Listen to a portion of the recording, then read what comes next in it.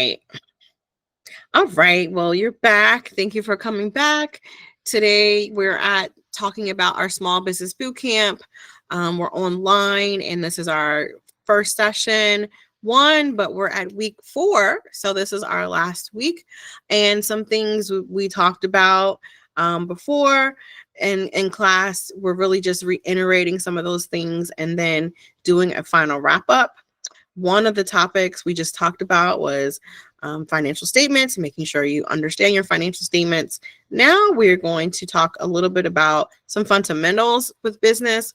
I want to make sure you understand the importance of contracts. There's also a joint venture contract that I put on your Schoolology site that you can review.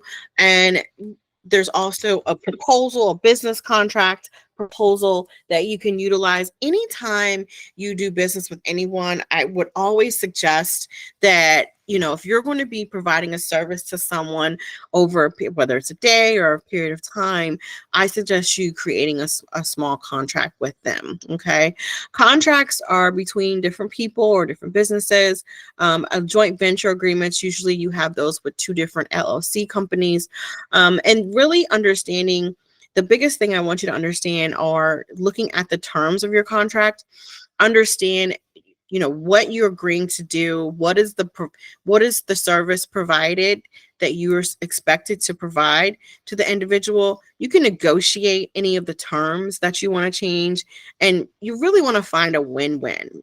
Business is really about negotiating. And sometimes the individual will say, "Oh, I don't really agree, with the amount that you're charging." But once you explain the benefit that you're providing to them and what is that need, they came to you with a need, and you came to them with the solution, and you're negotiating an equitable monetary solution to provide that service to the individual. Okay, so it's really a win-win. And you want to make sure that you clearly state what the duties are that you are expected to produce, and then what are you expecting out of the client, right? And then why did you create the contract? So you really want to understand the importance of the contract. Writing a contract, there's a lot of templates online that you can use, and you can replace some of the wording with the contracts. I did put a joint venture contract on here for you. I also put a contract that you can do different proposals with individual. And the reason I'm going to show you on Schoolology, it's a joint venture contract, and it would be between you and another company. Okay. There's a sample here. You can just download it if you want. And you would list out the company name. You would insert the address. You would insert, if it's a DBA, who are the individual parties of the executing the contract. And if there is a contract number, because sometimes I work with government contractors and they have RFP numbers, you want to include a description of the supplies or the services that you're going to be providing, right, and to whom. And you really want to state, look at it and state that this contract is between these 2 individuals. And you could list the name of the project manager or the individual who's going to be overseeing the contract or the terms, and make sure you understand, if you're working together with someone, that say you're going to execute a project together, that you decide who's going to get the percentages of the revenue for that as well. Okay, so that's one thing you want to think about, and determine, where that revenue is going, determine which bank account the money's going to, and things of that nature. But if you're just doing a service contract, there are a lot of great service contract templates online that I suggest that you could use. I also put a business proposal here for you. I'm just looking for it. I have so many of them here. But there's a great business proposal on here that talks to you about, your company and the services that you're providing, and what your company is, and do a brief overview of what the service is completely that you're going to be providing, the time frame that you're providing it, making sure you understand the objective of the requirements, list them out completely, right? And that way, list out the goals, if there may be some milestones um, to the contract, and then just write what you're proposing to do for the client. Always have terms of what it is you're going to be providing for them, telling them if there's certain things you have to do to reach that goal. Make sure you write that. If there's any methodologies that you have to do to accomplish the goal or reach those different milestones, any resources that you need, individuals, what are the deliverables that you're supposed to be meeting, and the time of execution.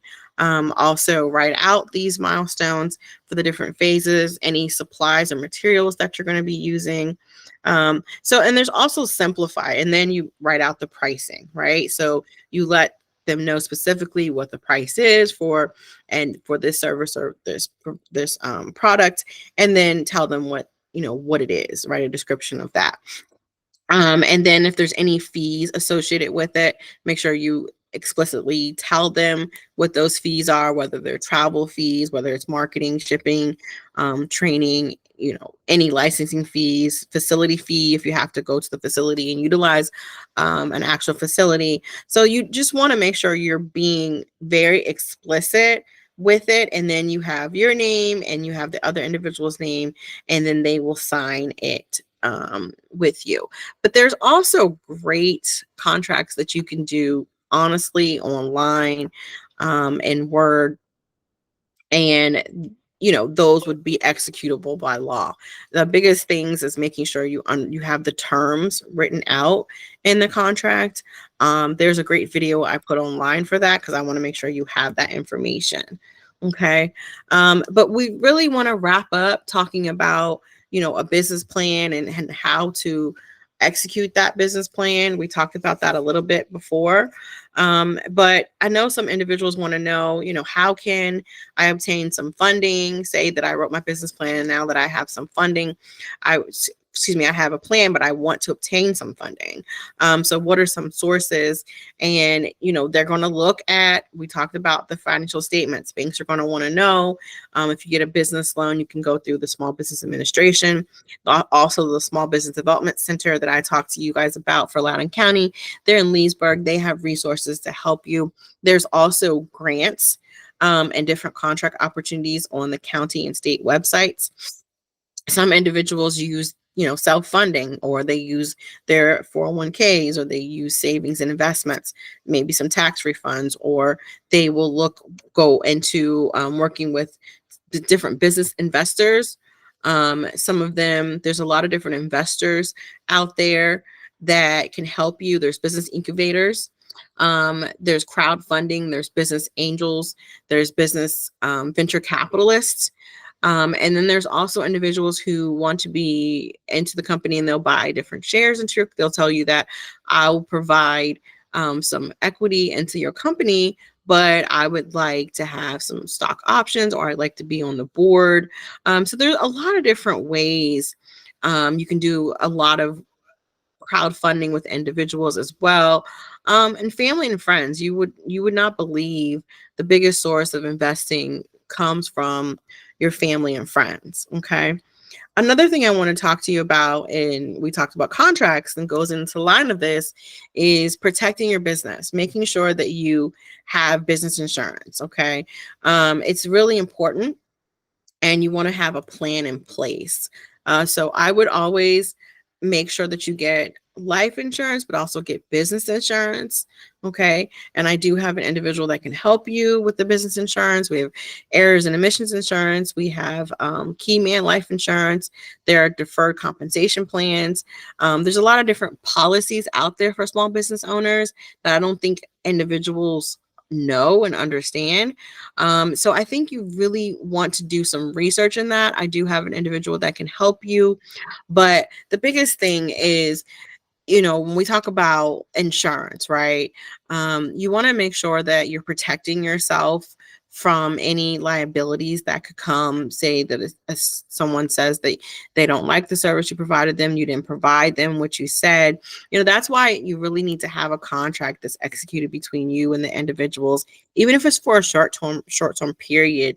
I know for me, when I do mentoring with individuals, especially when they're starting out their business, they sign a contract. A lot of individuals stay with me for the first 12 months. I evaluate it's like 12 to 18 months. And I explicitly say what I'm going to do for them. Some of the individuals think that you are going to go with them to every business activity and mentor them through every aspect, or you're available at multiple times of the day, to help them. And that's not how a business is ran, right? We're not a 24/7 shop. We have business hours.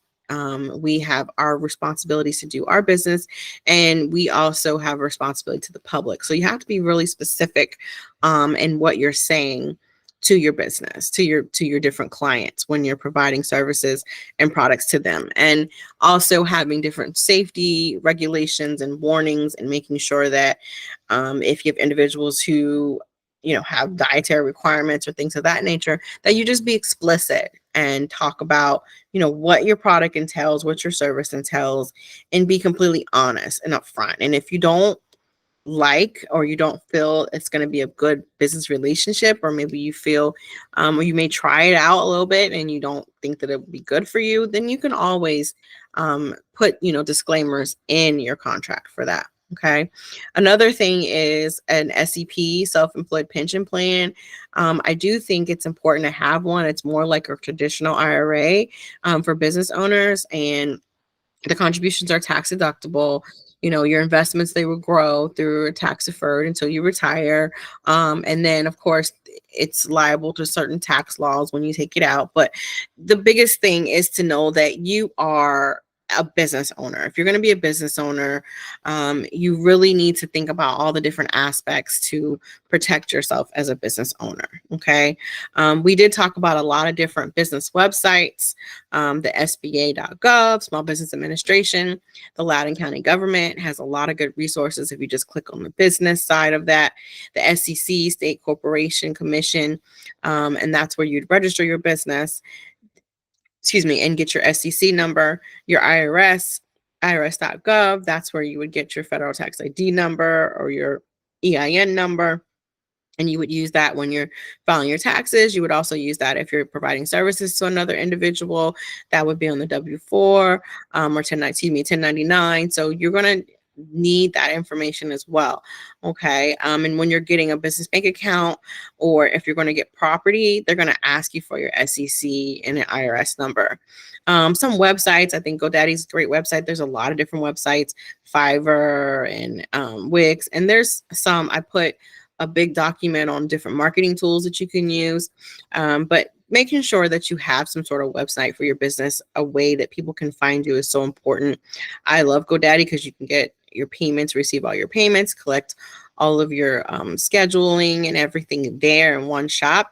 And they also send you a statement each month of what income has come in and things of that nature.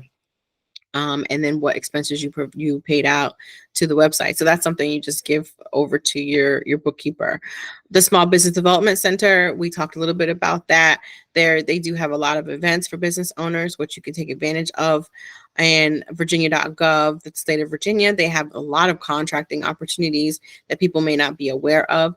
The Census Bureau, when I was talking about doing some of your market research, I think the census and using all these different websites, like the Gov websites, org websites, Loudoun Chamber is great for business events. But when you're doing any type of research, you really want to go to reputable sites. But there's a lot of business journals and things that you can also be a part of. So I wouldn't just rule out an org or edu. I would always just, think about what is the content that they're displaying.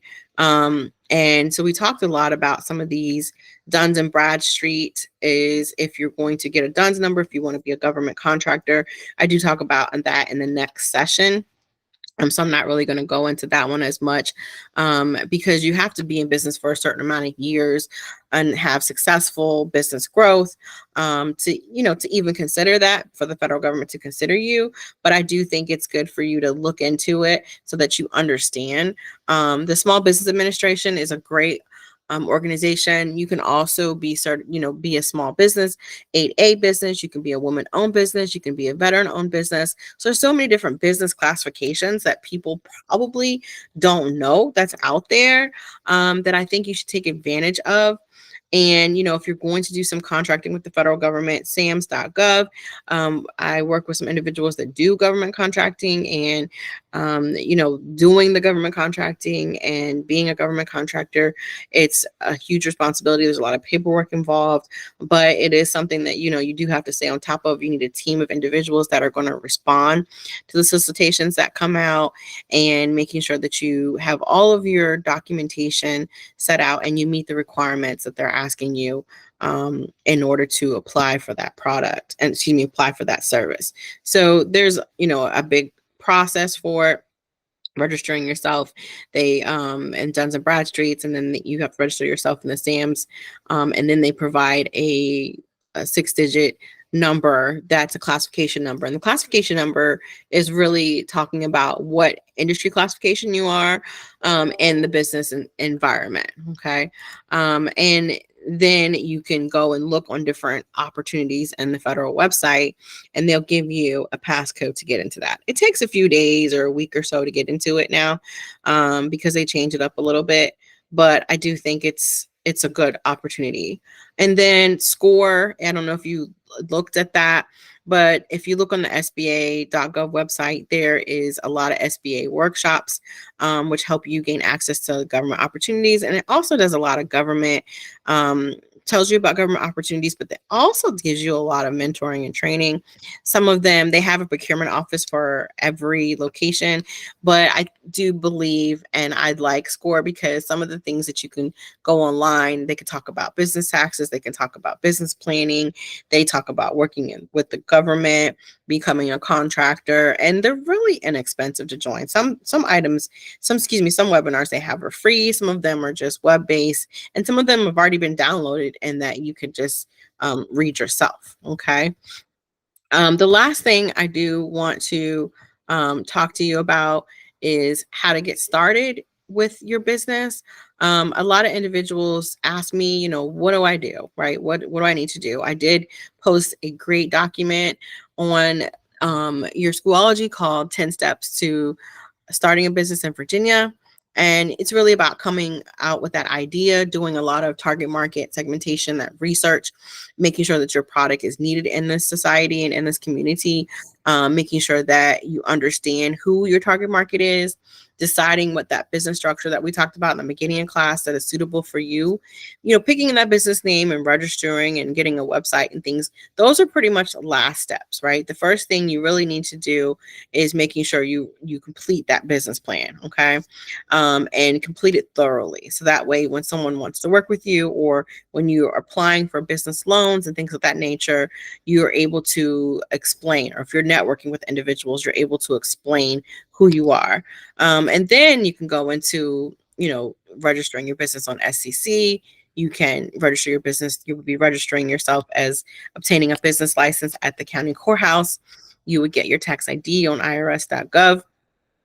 And then you would start establishing a web presence, your Facebook, your website, your LinkedIn, your IG, your Twitter, X, and designing a logo and a slogan and having marketing materials. And there's a document I put there talking about marketing tools, also about making a marketing campaign, but staying on top of all of that and making sure that if you're not going to do it, that you have someone else who's going to do it for you, and you post content that is relevant to your target market. And that's why it's so important to do that research. Obtaining that business account, that bank account, they're going to ask you for the IRS number and the SEC number, and then seeking help is most important, right? Seeking help from business mentors like myself, business accountants, business IT individuals, marketers, attorneys, tax agents, insurance agents. Those individuals have that expertise in those areas. And so you don't want to be out here in business alone. Okay. And then when you're working and networking with other individuals, people are going to ask you, who's your target client? What are the steps that you've made already with your business? How much revenue do you make? What is your profit? What are your sales like? Where are you located? So there's a lot of different things that people want to know. But I think the most important thing is making sure that you keep track of everything. Keep track of your budget, your receipts, your business transactions, any expenses that you have, making sure they're separate from your personal expenses, understanding your different funding sources and where you can go to get finances and things of that nature. It's important. But the biggest thing is this business plan. And I will not explain it even more. You guys know, in the next class, if you signed up for the next session, you will be working through that business plan in detail. You really have to have your mission statement, your vision, your goals, your business goals, because if you don't have a plan of where you're going, how can your business be successful, right? If you don't know what your goals are, having the company background, your product description, that marketing plan of talking about who your target client is, because you can't sell it to everybody. Everybody does not need your product, okay? Nor do they want it. Understanding who your competitor is, doing that analysis and that research, that SWOT analysis, strengths, weaknesses, opportunities, and threats, doing that market analysis in the industry, looking for that information to help you, and then developing your operational plan, right? And your financial plan, and making sure you have that budget and you understand what your expenses are, what your revenue should be, what your profit should be, your markup. And then creating business timelines and milestones to reach certain goals. All of that flows up into your executive summary. And the executive summary is what an investor or any other business owner is going to look at, or a lender is going to look at when they consider you. They're going to want to know who you are. And the best way to know who you are is if you have a business plan. I've written a business plan for every business I had, and every client that I work with, the main goal is for me to make sure they have a business plan. Okay. But I want to thank you guys for being a part of this process. I think I'm proud of all of you for being in class this long and absorbing all this information. If you have any questions, I will stay online to help you answer any questions. You have my contact information, so you know who I am, right? And you know how to reach me. You have my website that's here. You have my email. You have my phone. I'm going to be sending you a survey asking you how everything went with class and asking you to identify different subjects that were helpful to you or things that you still need to know. But this is the end of this session. I want to wish you all well. If I don't see you for the next session, I will send an email out to you periodically to see how you're doing. And if you want to schedule any time to talk with me, you can always go to my website and schedule out some time, or just send me a quick email and we can get together anytime that we all have availability. But thank you so much for your assistance and for your patience, and good luck in the business process. You're welcome. You're welcome. I look forward to seeing you too. You're welcome. You're so welcome.